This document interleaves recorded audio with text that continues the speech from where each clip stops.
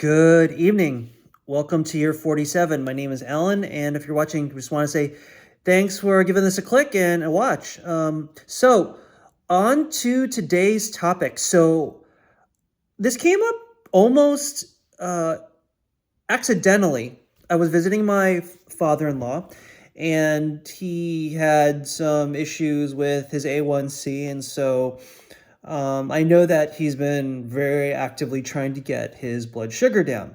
And so the discussion, because I'm carnivore, I was asking kind of what sugar stuff they had in the house. And in my misunderstanding of things, I was asking them whether they put some sugar into this bulgogi, basically Korean ribeye that usually has some sweet sauce on top of it. So it's got some sort of sugary stuff in it. And me being carnivore, I tried to avoid that. And I misunderstood her, and I thought she said she put allulose in it. And so I tasted it, and I was like, oh, this is pretty good. Later, only to find out that they actually were just saying that they would have bought allulose, but it's too expensive. And so for me, I was thinking, okay, but while I was eating this very ostensibly tasty bulgogi, Korean bulgogi, I looked up allulose and I found essentially that it's really highly recommended by a bunch of metabolic health doctors, in particular two that I know of, definitely Dr. Ben Bickman, as well as Dr. Anthony Kutnick. They were all in this panel promoting allulose. Now, in full disclosure, it sounds like they're trying to market a product, but they seem to have, and again, this is not medical advice, this is simply for informational purposes, so take what you're hearing with a grain of salt. I'll try to find the studies on allulose and link them in the description. But the idea was allulose is formed from a it's formed from a sugar that's only found, I think, in figs and raisins. And the idea behind the sugar is that unlike other artificial sweeteners like saccharin or aspartame or stevia or sucralose, I think I'm honestly not sure. There's a bunch of they're all some form of synthetic or possibly naturally occurring sugars that really don't avoid the blood sugar spike, that glucose spike. When you ingest them, you still get it. And so because of that, most folks say that even if you have it, it's not really good for you anyway. So I was reading up on allulose as sort of an alternative, and the results are really, really promising. Now, to be clear, as somebody who is on carnivore, I generally, at this point, I'm not really super into putting sugar into anything except maybe one thing. I do miss my coffee being a little bit sweeter, but I've generally moved away from it, mostly because I think I prefer my coffee, if anything, to be creamy than to be sugary. Having said that, a little bit of sweetness in my coffee would be good, but I don't really prefer it in anything else. But I figured I would just get some and try it and see what it's like. Now, from a taste perspective, I understand, and from my experience so far, allulose is really not as sweet as normal sugar. Let's be just upfront about that. So it's not as powerful. The numbers from a taste test perspective, people out there, they say it's 70% as sweet as normal sugar. However, presumably then you add maybe 50% more of it, and then you can see how it goes. Now, so the interesting thing was, so I bought some allulose. I mean, I got this brand. It's from Viva Doria. This is not sponsored by them in any ways, to be clear. I just literally picked something on Amazon where I wasn't going to be buying like 6 pounds of sugar. I think this might be 3 to 4 pounds of sugar. But just to have it on hand, for future use. And so I started putting about 1.5 teaspoons in my coffee. And something strange actually occurred. During the middle of the day, where I would usually feel my normal hunger pangs, I started just not really wanting to eat anymore. And I thought this was weird yesterday, but today it happened even more so. To be fair, I had a little bit more to eat in the morning, but I had this very stark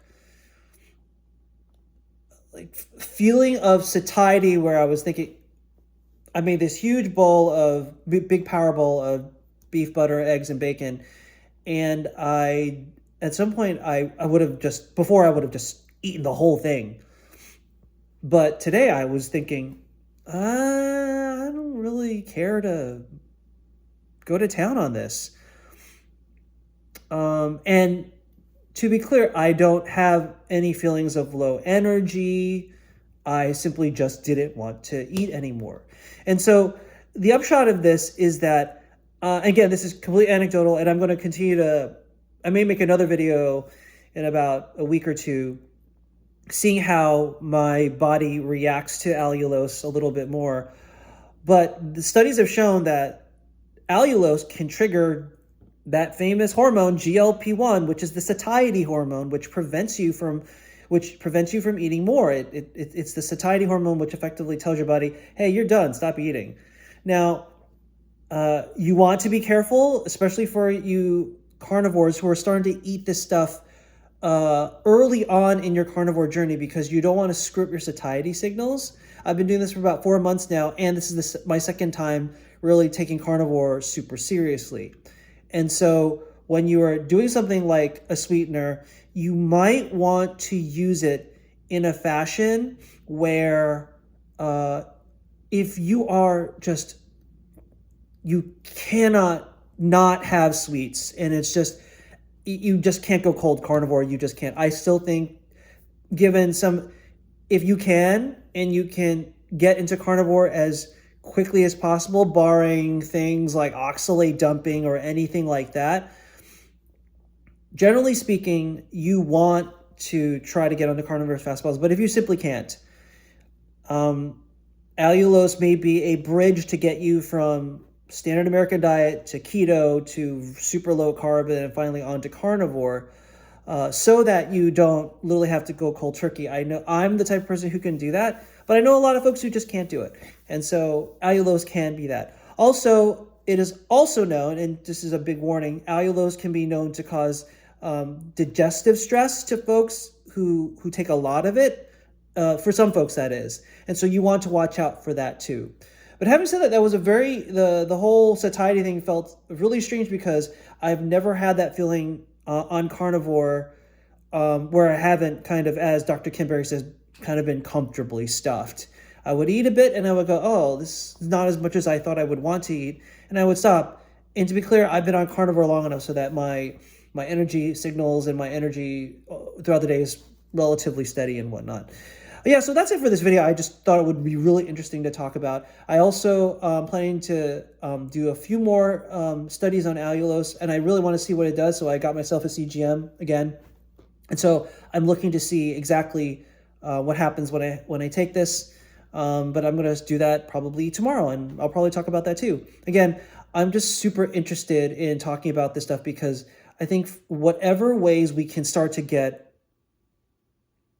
just the whole of our world and our society onto foods that will just make us more metabolically healthy, I don't think that can be a bad thing. I mean, I'm sure there are ways that could be abused, and we want to continue to study the science and the folks who are promoting this to make sure that these things are peer reviewed, and that we're not just looking at face value, anecdotal validation, but true scientific, randomized controlled trial type studies, so that we know that this stuff is really the real deal.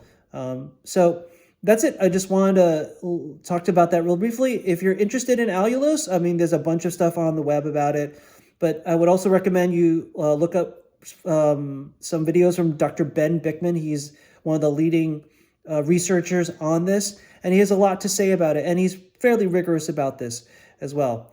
That'll do it for this edition of Year 47. If you liked the video, please give it a thumbs up, subscribe, and hit the bell for notifications so that whenever I make new content, you'll see it.